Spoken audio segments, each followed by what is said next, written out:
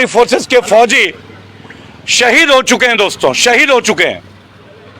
लेकिन आज मोदी जी हावड़ा में आ जाते हैं, उनके भाषण शुरू हो जाते हैं और आज के दिन रफाल में आधुनिक हथियारों से लैस होकर रफाल जो है वो उड़ रहा है लद्दाख के ऊपर। दोस्तों, नक्सली आक्रमण कर रहे हैं बीजापुर में, छत्तीसगढ़ में, और रफाल उड़ रहा है लद्दाख के ऊपर। लॉजिक समझ में नहीं आता, लेकिन अंध भक्तों को ये बात समझ में नहीं आएगी।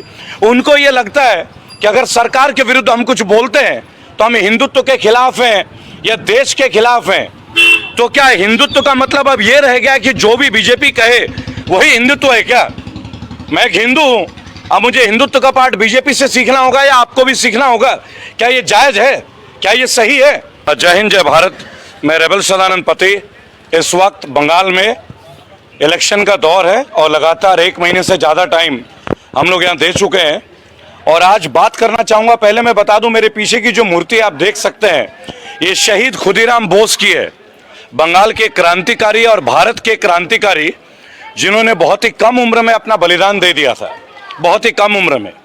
और आज जब बलिदान की बात होती है तो पूरे देश में ही बलिदान का नजर आता है। हम लोग देखते हैं किस तरीके से नक्सल का जो अटैक हुआ, नक्सली जो एक अटैक होता है, आक्रमण होता है हमारे पैरामिलिट्री फोर्सेस के बारे में मैं बात कर रहा हूं दोस्तों।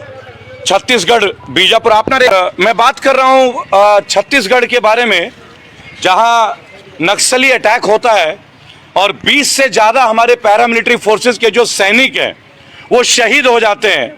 और मोदी जी को फुर्सत नहीं मिलती, अमित शाह जी को फुर्सत नहीं मिलती, उनके लिए उन्हें बंगाल चाहिए। जी हाँ दोस्तों, हमारे देश के फौजी शहीद होते रहे, लेकिन बीजेपी के तमाम नेता बंगाल में बंगाल फतेह करने की कोशिश में आखिर उन्हें चाहिए क्या? समझना होगा हमें बंगाल के इलेक्शन के दौरान और तमाम उन सारे राज्यों में जब चुनाव होते हैं कि हम किनको वोट देने जा रहे हैं, क्या इनको वोट देना उचित है? आपको समझना होगा एक बात, 20 से ज़्यादा फौजी, हमारे पैरामिलिट्री फोर्सेस के फौजी शहीद हो चुके हैं दोस्तों, शहीद हो चुके हैं।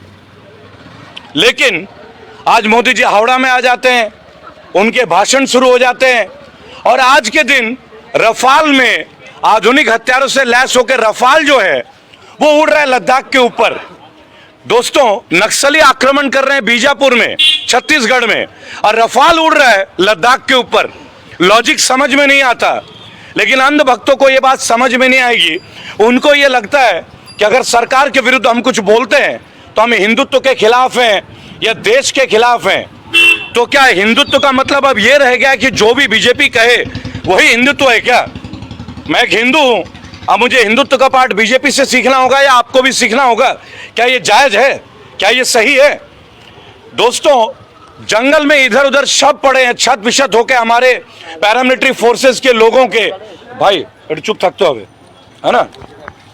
और आप समझ रहे हैं कि ये वो फौजी हैं जो जीवन भर इस बात का प्रयास करते हैं कि देश के लिए अपना प्राण दे दें, और किस तरीके से उनका प्राण निकल रहा है।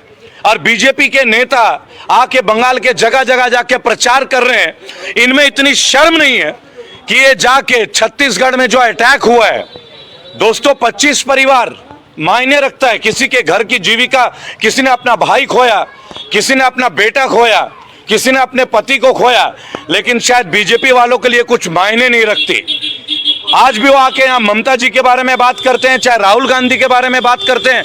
इन लोगों को हिम्मत नहीं है क्या नक्सली के बारे में बात करने का? ये कहते हैं कि देश को ये सुरक्षित करेंगे। किससे सुरक्षित करोगे? पाकिस्तान से, चाइना से?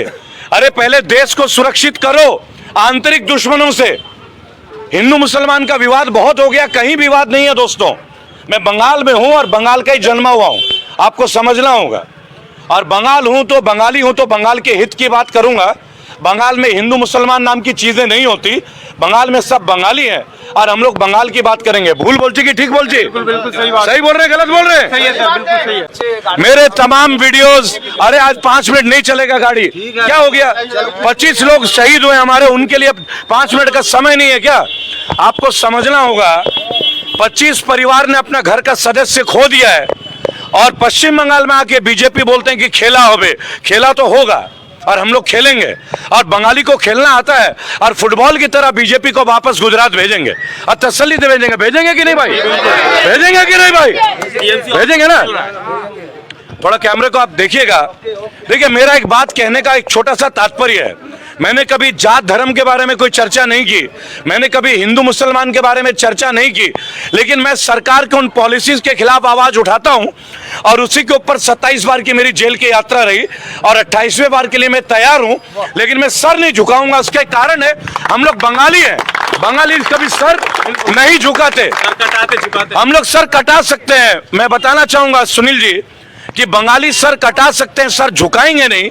और इस बार जो हमने एक चीज देखा, आज आप लोगों ने रफाल को उड़ते हुए देखा होगा, वो भी लद्दाख के ऊपर। अरे भाई, लद्दाख के ऊपर कौन सा खतरा है? खतरा तो छत्तीसगढ़ में चल रहा है। 25 परिवार की जान चली गई, आप लगा लीजिए। जिसका घर का सदस्य चला गया, समझो उसका परिवार का नाश हो गया। वहां क्या मोदी जी उनको देखने आएंगे? अमित शाह देखने आएंगे? कोई आएंगे क्या देखने? देखिए, हम लोगों ने एक बात बोला, बहुत बहुत पुरानी बात हो गई। अब ये डिजिटल की बात पुरानी हो गई, एक नंबर का जुमला। अब ये 100 स्मार्ट सिटी की बात जुमले हो गए। अब एक और नया जुमला आ गया, अमित शाह ने आके दे दिया बांकुड़ा में। जी हाँ दोस्तों, बांकुड़ा मेरा गृह जिला है, मेरा गांव बांकुड़ा जिले में है, और वहां आके उन्होंने बोला सोनार बांग्ला बनाएंगे। अरे यार, 25 परिवार का प्राण चला गया, आपको समझना होगा, देखना होगा आपको। 25 परिवार, और ये फौजी हैं जो पूरे जिंदगी आपके लिए खड़े होते हैं सर पे कफन लेके। जी दोस्तों, अगर आपने उनके लिए इतना मान सम्मान है मोदी जी, तो बंगाल को छोड़िए, जाके छत्तीसगढ़ में देखिए और उन परिवारों से मिलिए जिनके परिवार में मौत हुई है। बहुत हो गया आपका रफाल, बहुत हो गया आपके हेलीकॉप्टर और 10 लाख का सूट। बंगाल में आपकी दाल नहीं गलने वाली है। बंगाल और आसपे की बीजेपी आएगा बंगाल में। आप चाहे बंगाल में एक छोटे से गली मोहल्ले में चले जाएं, बीजेपी वालों को दौड़ाने के लिए सब तैयार है, उनमें से एक मैं भी हूं। और देखिए, आप लोगों की तरह हम लोग हेलीकॉप्टर में नहीं घूमते हैं। ये रेलवे स्टेशन के पास का इलाका है, और मेरे पीछे जो मूर्ति है, मैं बोलूंगा सुनील जी को दिखाने, ये खुदीराम बोस का है। और मोदी जी मैं आपको बता दूंगा, आपने तो पता नहीं कौन से आंदोलन में क्या काम किया था, लेकिन ये जो शख्स थे खुदीराम बोस, इन्होंने कुर्बानी दी है। हम आपके क्षेत्र में तो कुर्बानी देख नहीं पाते, तो बंगाल को आप रहने दें। बंगाल में आपकी दाल गलेगी नहीं, बहुत जल्दी टाटा बाय बाय आपकी होने वाली है। और दीदी के साथ मैं एक बात बोलूंगा, आपने उस दिन एक बात बोला, आपके कुछ भक्त हैं जो बोलते हैं कि मोदी शेर है। क्या बोलते हैं? मोदी शेर है। तो अगर मोदी शेर है ना, तो ममता जी माँ दुर्गा, इस शेर के ऊपर हम लोग माँ दुर्गा को बैठा के दिखा देंगे आपके ऊपर बैठा के, और आपके ऊपर चढ़ाई करके आपको वापस भेजा जाएगा। आप इंतजार कीजिए। 2 मई को मैं ममता जी के साथ रहूंगा। आपकी जानकारी के लिए दोस्तों, जो भी मुझे सुनते हैं, 2 मई और 3 मई को मैं ममता बनर्जी के साथ रहूंगा। उनके साथ हम चाहे तो पार्टी आज मना लें, लेकिन हम 2 तारीख को अपनी असली दावत देंगे। और मोदी जी दावत में आइएगा जरूर, योगी आदित्यनाथ जी को भी ले आइएगा, क्योंकि बंगाल में झूठे लोगों के लिए कोई जगह नहीं है। कौन जाएगा? अच्छा की गेंडे को भी आना ना। चलिए, मिलते हैं बहुत जल्दी। तब तक के लिए आप लोगों से विदा लूंगा। बंगाल की खबरें आपको अप टू डेट करता रहूंगा। इस बार ना ईवीएम जीतेगा, ना जुमला जीतेगा। इस बार बंगाली है, केवल बंगाल जीतेगा। तृणमूल कांग्रेस जीतेगी। मैं पार्टी को सपोर्ट नहीं करता, लेकिन मैं बीजेपी के खिलाफ तो हूं और जीवन भर रहूंगा। जय हिंद, जय भारत।